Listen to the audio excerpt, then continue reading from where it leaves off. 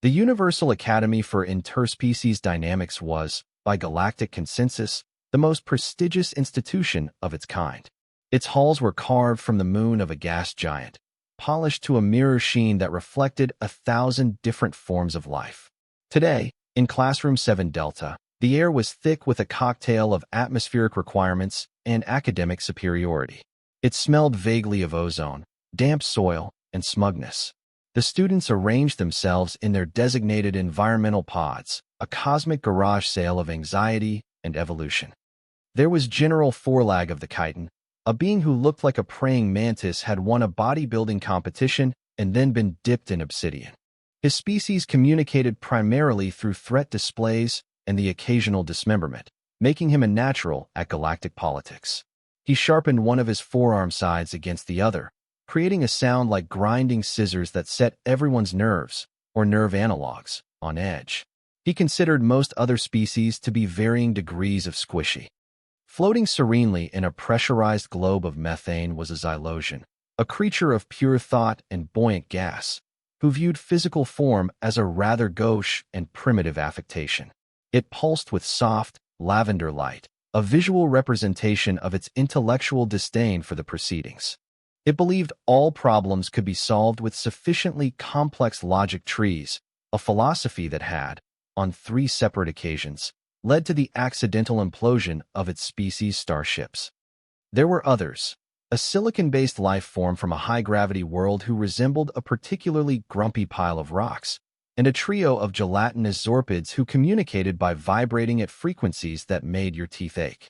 It was a room full of natural weapons, psionic potential, and evolutionary one-upmanship. And then, there was the human.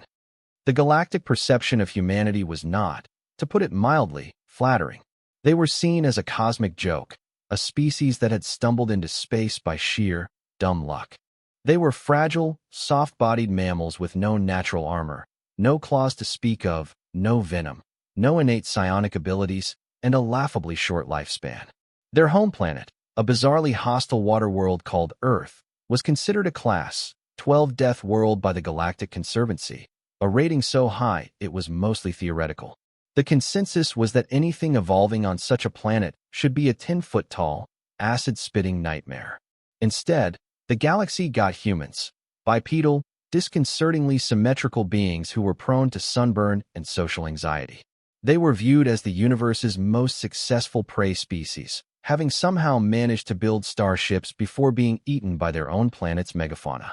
Their inclusion in elite programs like this one was a source of constant debate, generally chalked up to some bleeding-heart diplomatic policy that favored inclusivity over common sense. Jake entered Classroom 7 Delta, and the ambient hum of a dozen different life support systems seemed to dip in collective, condescending pity. He looked aggressively, almost offensively, average. He was of medium height, with hair the color of dried grass and a face that was pleasant in a way that made it instantly forgettable. He wore soft, flexible clothing, a dark green pullover and simple trousers that offered no protection whatsoever. He looked less like a student of survival dynamics and more like a man who had gotten lost on his way to a library. He offered a small, friendly wave to the room at large, a gesture that was met with the chitinous scrape of General Forlag, turning his multifaceted eyes away in disgust. The Xylosian pulsed a faint, patronizing shade of blue that universally meant, "Oh, look, the simple one has arrived." Jake didn't seem to notice. He found his designated spot, a simple chair and console next to a standard oxygen-nitrogen atmosphere emitter, and sat down with the weary sigh of someone who'd had a long commute. Instructor Zorgan slithered to the front of the classroom. Zorgan was a Grolian, a species that resembled a 7-foot-tall cobra with a superiority complex and a pair of spindly, 3-fingered hands. His scales shimmered with iridescent self-importance. He was the foremost expert in primal instinct theory, a field he had largely invented and for which he had won numerous awards, most of which he had awarded to himself. "Greetings, initiates," Zorgan hissed, his voice a dry, sibilant whisper that commanded attention. His eyes, lidless and golden, swept across the room before landing, as they always did, on Jake. A flicker of amusement crossed his serpentine face. "Today, we move from the theoretical to the practical. We will be observing, firsthand, the raw, untamed nature of a true apex predator. A low murmur went through the class. Practical demonstrations in Zorgan's class were notoriously dangerous. He believed that true learning required an element of mortal terror. The subject of our study, Zorgan continued, gesturing to a side door, is a juvenile Cthar. A collective shudder, or the species equivalent thereof, rippled through the room. Even General Forlag stopped sharpening his arm blades. The Cthar were legends. Nightmares. They were the monsters that other monsters told their children about. A species of such perfect, brutal predatory efficiency that their home world had no other fauna left. They had, quite literally, eaten everything else. An adult Cthar was a whirlwind of claws, fangs, and instinct honed over 1,000,000 years of being at the absolute top of the food chain. The side door hissed open, and a smaller, but no less intimidating, creature padded into the room. It was a Cthar pup, about the size of a large dog from Jake's world. It was covered in sleek, obsidian fur that seemed to drink the light. It had 4 legs built for explosive speed and a pair of smaller, dexterous arms tipped with claws like black glass. Its face was a terrifying blend of feline and reptilian, with 6 glowing yellow eyes that scanned the room with unnerving intelligence. This was Rax. The pup, Rax, was on a magnetic leash held by 2 hulking security drones. It moved with a fluid grace that promised future violence. Zorgan watched it with the pride of a collector showing off a priceless and deadly artifact. While only a juvenile, Rax is entering his first frenzy cycle, a biological imperative where the young Cthar hones its hunting skills. Its instincts will compel it to identify the most vulnerable target in its immediate vicinity and practice. The pup's 6 eyes scanned the assembled students. They passed over the rocky silicon form, lingered for a moment on the shimmering gas of the xylosion, and gave General Forlag's intimidating frame a wide berth. Then, all 6 eyes locked onto Jake. A low, guttural growl rumbled in the pup's chest. It took a step towards the human. The security drone strained against the leash. Zorgan smiled. It was a chilling sight on his serpentine face. Perfect. The specimen has identified the weakest link in the ecosystem. A textbook example of predator-prey selection. The other students relaxed. Forlag let out a chittering sound that might have been a laugh. Of course, the predator chose the human. It was as predictable as gravity. Then, something unexpected happened. Rax, the terrifying predator pup, stopped growling. It tilted its head, a strangely inquisitive gesture. It took another step, then another, pulling the drones along. It walked right past the Zorpids, ignored the xylosion completely, and padded directly up to Jake's station. It sniffed his leg. Then, with a soft grunt, the Cthar pup curled up on the floor beside Jake's feet and laid its head down, its 6 eyes blinking slowly. The room fell into a stunned silence. This was not in the textbook. Predators did not nap beside their chosen prey. Zorgan's smile faltered. Curious. An anomaly. Perhaps the human's unique pheromonal signature is confusing its senses. He was grasping at straws. Jake, who had been watching the whole affair with a placid expression, looked down at the predator pup curled by his shoe. He reached down, slowly, and did something that made the xylosion flash a violent violet of pure alarm. He scratched the Cthar pup behind one of its ridged auditory plates. The pup let out a soft, purring rumble and leaned into his touch.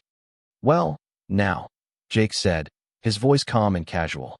"Aren't you a handsome fellow?" The incident was a central point of discussion in the Academy's refectory for the next cycle. Theories ranged from the human possessing some unknown, passive psionic dampening field to the far more popular theory that the Cthar pup was simply defective. No one considered the possibility that the human had done anything. He was just a passive, squishy variable, an anomaly. Instructor Zorgan, however, was a scientist and an egotist. An anomaly in his perfectly curated experiment was an insult to his intellect. He would not let it stand. He would rerun the experiment, but this time, he would remove the confusing variables. He would force the Cthar's primal nature to the forefront. A week later, the same students were gathered in classroom 7 Delta. The mood was different. The smug certainty was gone, replaced by a thread of genuine curiosity. Jake took his seat, and a few moments later, Rax was brought in again, this time without the security drones. The pup immediately trotted over to Jake's station and settled down, resting its chin on Jake's foot as if it were the most natural thing in the world. Jake gave the pup an affectionate pat. "Hey, buddy. You been good." Zorgan slithered to the center of the room, his golden eyes burning with renewed purpose. "Last week, we witnessed an unexpected deviation from predicted behavior," he hissed, refusing to look at Jake. "Today, we will rectify this." The Kthar's instincts were perhaps blunted by the passive environment. He tapped a control on his wrist-mounted console. A low hum filled the room. "I am now broadcasting a low-frequency sonic pulse keyed to the Kthar neurological system. It will simulate the hormonal surge that precedes a territorial dispute or a kill frenzy. It will bypass any confusing external stimuli and trigger the creature's most basic, most aggressive instincts." He looked directly at the observation window, where the Academy's dean and several other high-ranking faculty members were now watching. This was no longer just a class. It was a demonstration of his professional prowess. "And to ensure the integrity of the experiment," Zorgan said, his voice dropping dramatically, "and to guarantee that the subject cannot escape its natural role as prey." He made a grand, theatrical gesture. With a deafening series of clicks and a heavy, final thump, massive titanium shutters slammed down over the doors and the observation window. The classroom was sealed. The emergency lights flickered on, casting the room in a grim, crimson glow. Zorgan smiled, his confidence restored. He was in control. The variables were accounted for. The science was sound. He smiled and locked the doors. The effect of the sonic pulse on the Kthar pup was instantaneous and terrifying. One moment, Rax was a docile, dog-like creature dozing at Jake's feet. The next, he was a demon unleashed. The pup sprang to its feet with a speed that defied its size. The sleek fur on its back bristled. A deep, guttural snarl ripped from its throat, a sound that vibrated through the floor plates. Its lips peeled back to reveal rows of needle-sharp teeth, glistening with saliva. Its 6 eyes, moments before soft and placid, now burned with a malevolent, yellow fire. The purring rumble was gone, replaced by a low, predatory chuffing. It was no longer Rax, the curious pup. It was a Kthar. A wave of primal fear, a scent thick with panicked pheromones, washed through the room from the other students. The gelatinous Zorpids quivered and flattened themselves to the floor. The Xylosian's gaseous form contracted into a tight, fearful ball. Even General Forlag took an involuntary step back, his arm sides raising into a defensive posture. His warrior instincts screamed that this was no longer a juvenile. This was a killer. Zorgan watched with triumph. "Behold," he hissed over the growing snarls. "The true nature of the apex predator, unshackled. It will now seek out and neutralize the weakest target. Observe its flawless predatory calculus." The pup's head swiveled, its 6 eyes scanning, calculating. It ignored everyone else. Its entire being, every taut muscle, every flared nostril, was focused on the creature that stood closest to it. It was focused on Jake. And Jake did nothing. He didn't flinch. He didn't scramble back in terror. He didn't even stand up. He remained seated, watching the transformed predator with an expression of mild disappointment. It was the look of a man who had been expecting a quiet afternoon and was now faced with an unexpected and tedious chore. "Oh, for goodness sake," Jake sighed, the sound barely audible over the pup's snarling. This was the first crack in the alien's perception. This was not the reaction of prey. Prey screamed. Prey ran. Prey froze in catatonic terror. Prey did not sigh as if it had just been told the replicator was out of coffee. Forlag's multifaceted eyes narrowed in confusion. Was this some kind of human bluff? A bizarre, suicidal display of dominance? The thought was absurd. The human had no weapons, no armor. It was a gesture as meaningless as a flower challenging a blast furnace. Zorgan's triumphant expression tightened into a frown. The human's brain must have short-circuited. The sheer terror had overloaded its primitive nervous system. Yes, that had to be it. It was a pity. He had hoped the human would at least provide a decent chase for the demonstration. The Kthar pup, Rax, took a slow, deliberate step forward. Then another. It was circling Jake now, its body low to the ground, a coil of black muscle ready to spring. It was toying with him, the way a cat toys with a mouse. The snarls grew louder, more serrated. It was working itself up for the final lunge. Jake just watched it go, turning his head to follow its movement. He looked less like a victim and more like a judge at a pet show appraising a particularly ill-behaved contestant. Then he spoke. His voice wasn't a shout or a plea. It was calm, level, and deeply, deeply weary. "All right, that's enough of that." The pup paused, its head cocked. The sound of a voice that was not screaming in fear was an anomaly it couldn't immediately process. Jake slowly pushed his chair back and stood up. He didn't puff out his chest or try to look bigger. If anything, he seemed to relax, his shoulders slumping slightly. He looked the snarling Cthar dead in its 6 burning eyes. "Hey," he said, his voice taking on a new tone. It was still quiet, but it was laced with an authority that was utterly at odds with his appearance. It was a tone that every sentient being in the room, regardless of species, recognized on a primal level. It was the sound of absolute, unshakable finality. "We are not doing this right now. Do you understand me?" The Cthar let out a furious roar, a sound wave of pure aggression that should have sent the flimsy human sprawling. It lunged. But it didn't lunge at Jake. In its frenzy-addled state, it seemed to decide that the unmoving, unafraid human was a broken toy. Its instincts, goaded by Zorgan's sonic pulse, demanded a reaction. It craved fear. It needed a chase. Its head whipped around, and its 6 eyes locked onto the nearest, most panicked target. One of the gelatinous Zorpids, which was vibrating in a puddle of its own terrified secretions. With a screech, the Cthar launched itself across the room. Panic erupted. The Zorpid scattered. General Forlag bellowed a chitin war cry, more out of shock than any real plan. The Xylosian's globe bounced frantically against the ceiling. Zorgan, his scientific detachment vanishing in a puff of reptilian horror, fumbled at his console. "No, the specimen is off protocol. Containment field. Activate the containment field." A shimmering blue wall of energy flickered into existence around the Cthar, but the pup, supercharged with artificial rage, slammed into it with the force of a small battering ram. The field sparked, buckled, and collapsed. The emitters overloaded with a shower of sparks and a puff of acrid smoke. The classroom, sealed and locked, was now a cage, and the monster was loose. The Cthar, momentarily dazed, shook its head and then focused again on the trembling Zorpid. It gathered its powerful legs for a final, lethal pounce. The Zorpid let out a high-pitched wail of pure despair. And then, Jake moved. He didn't move like prey. He moved like something else entirely. There was no wasted motion, no frantic energy. He flowed across the room with a liquid efficiency that was shocking. He wasn't as fast as the Cthar, but he was smarter. He didn't run at the creature. He cut across its path, calculating the angle of its leap with an unnerving precision. He arrived between the predator and its victim a microsecond before the pup launched. He didn't try to block it. He didn't put up his hands. He did something far stranger. He got down on one knee, deliberately making himself smaller, less threatening. He was now eye level with the furious beast. The Cthar skidded to a halt, its claws screeching on the metal floor, inches from Jake's face. It was utterly baffled. This small, soft creature had willingly placed itself in the path of destruction. It had not shown fear. It had not postured for a fight. It had simply intervened.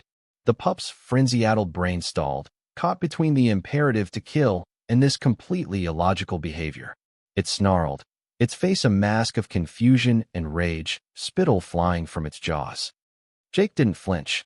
He looked directly into the Cthar's 6 burning eyes, an act that, for their species, was a suicidal challenge. But the look in Jake's eyes wasn't a challenge. It wasn't fear. It was a profound and unwavering calm. It was the eye of a storm. Then he started talking. Hey now, buddy. Look at me." His voice was low, soothing, a rhythmic cadence that cut through the sonic pulse still humming in the air. "That's not very nice. We don't pounce on our friends, do we? No, that's not how we play. We use our quiet voice." The Cthar snarled again, but it was weaker this time, tinged with confusion. The lack of fear sent from the human was like a missing note in a familiar song, throwing the entire composition into chaos. Jake reached into the pocket of his pullover. The entire room held its breath. Was this it? The secret human weapon? A personal force field? A microblaster? He pulled out a small, rectangular piece of bright yellow plastic. It was a case for a data chip. He held it up between his thumb and forefinger. And he clicked it. Click.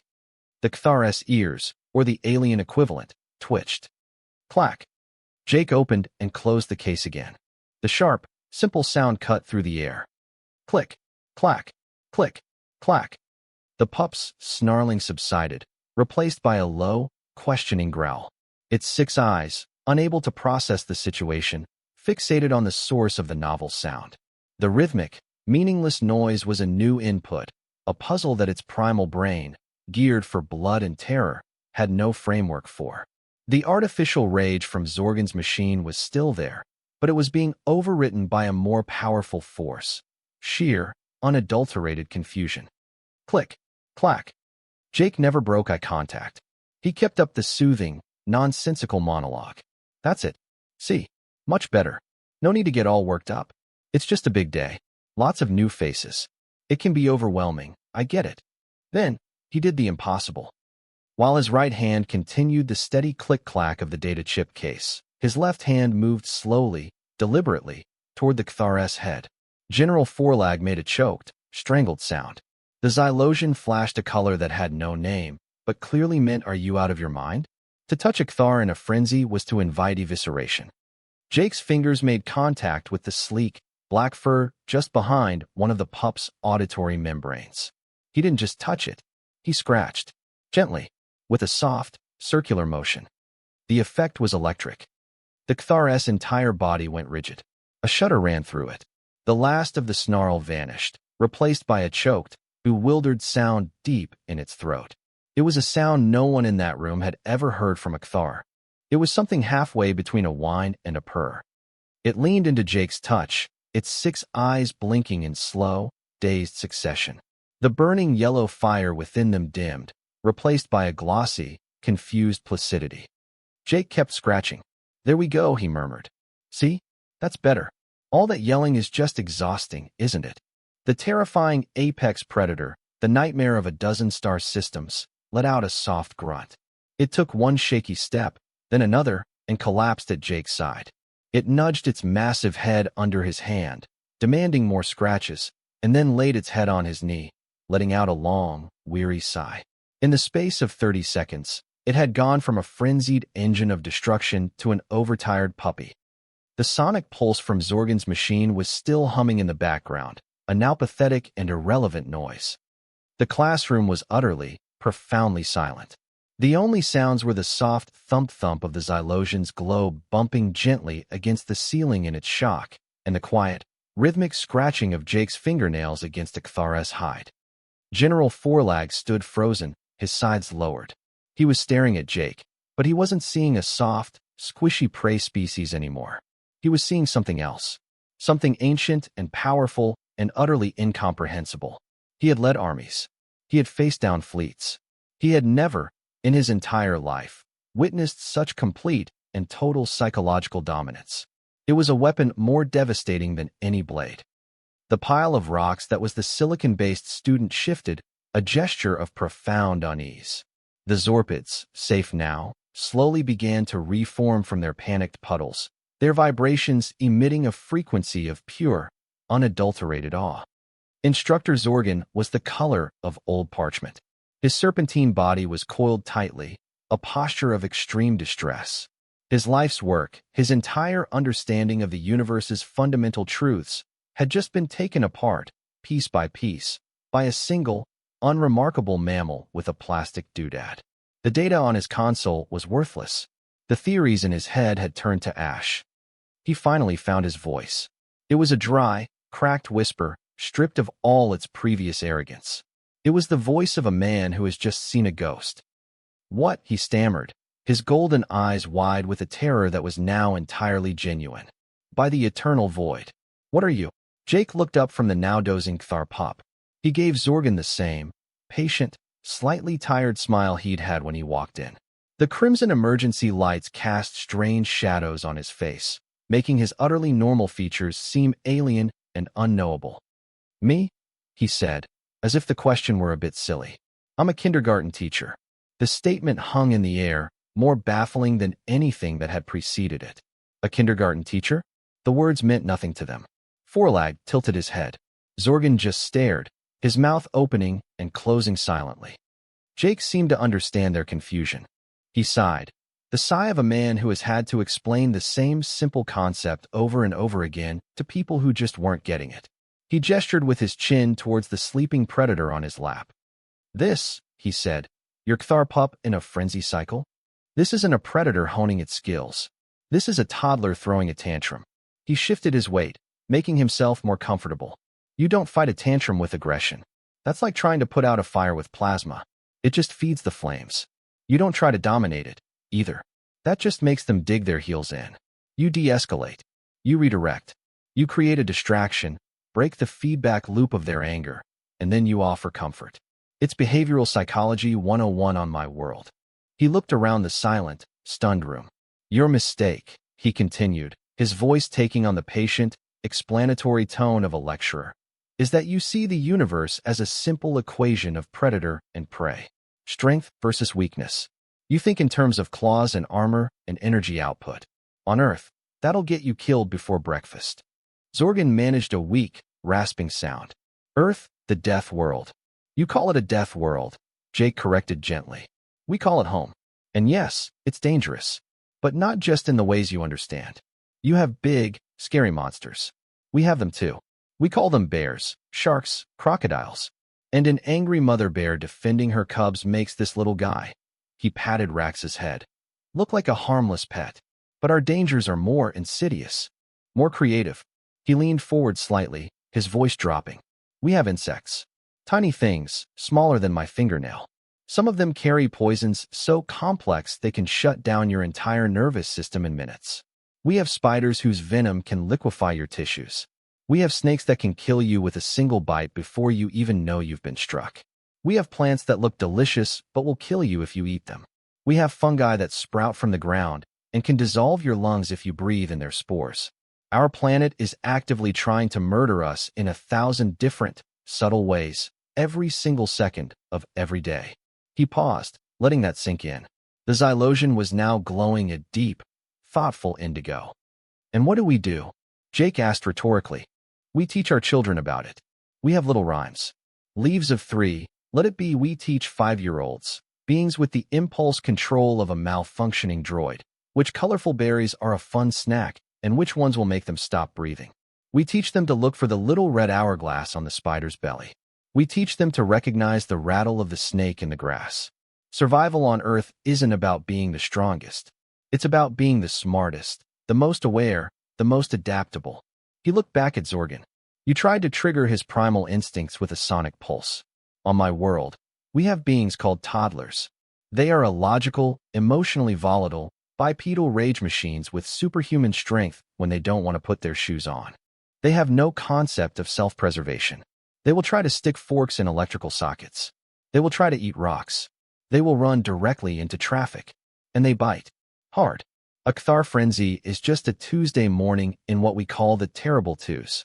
Your apex predator is, with all due respect, a predictable amateur. General Forlag let out a low chitter. It wasn't a laugh. It was a sound of dawning, horrified respect. He was imagining a species that had to raise its own young in an environment where the children themselves were a constant, mortal threat to their own existence. The level of psychological fortitude required was astronomical. You see empathy as a weakness, Jake concluded, his voice soft again. You see our soft bodies and lack of claws, and you write us off. But you're wrong. On a world like Earth, empathy is the ultimate weapon. It's a survival tool. It lets you understand what another creature is thinking, what it wants, what it fears. It lets you predict its behavior. And if you have to, it lets you manipulate that behavior without ever throwing a punch. You wanted to study primal instinct, Instructor? You should have observed a human parent trying to convince a 4-year-old that broccoli is delicious. That is a battle of wills that would make galactic wars look like a minor disagreement. He gave Rax one last, affectionate scratch, then gently nudged the pup's head off his knee. The Kthar mumbled in its sleep, but didn't stir. The silence in the room stretched for an eternity. It was the sound of 1,000 preconceptions shattering at once. The sound of an entire galaxy's worldview being irrevocably and permanently altered. Humans weren't weak prey that had gotten lucky. They were something far, far more terrifying. They were survivors, forged in a crucible so brutal that they had turned the very concept of weakness into their greatest strength. They were the galaxy's unassuming, terrifyingly competent parents. With a trembling hand, Zorgan fumbled with his console. A moment later, the heavy titanium shutters retracted with a groan, flooding the room with the normal, white light of the corridor. The test was over. The lesson was complete, though not the one he had intended. "Class dismissed," he whispered, his voice hollow. The other students filed out, not with their usual swagger, but with a quiet, unnerved reverence. They gave Jake a wide, respectful berth, as if he were radiating an invisible field of pure, parental authority. General Forlag paused at the door, gave Jake a slow, deliberate nod, a gesture of profound respect from his species, and then departed. Jake stood up, stretched, and brushed some of the black Thar fur from his trousers. He walked over to the shell-shocked Zorgan, who flinched as he approached. Jake put a reassuring hand on the instructor's trembling, serpentine shoulder. "Great session, Instructor," he said, his friendly smile back in place. "Really engaging stuff. Rax here is a sweet kid, just needs to work on his sharing skills and using his inside voice. It's a process." He then checked the time on his wrist chronometer. "Anyway," he said, turning to leave, "I have to run. Parent-teacher conferences are a killer this time of year." And as he walked out of the classroom, leaving the galaxy's foremost expert on predators to stare in mute horror at a sleeping monster, Zorgan finally understood. The most dangerous force in the universe wasn't a frenzy, or a claw, or a fawn. It was the unflappable patience of a species that had mastered the art of telling a monster it was time for a nap.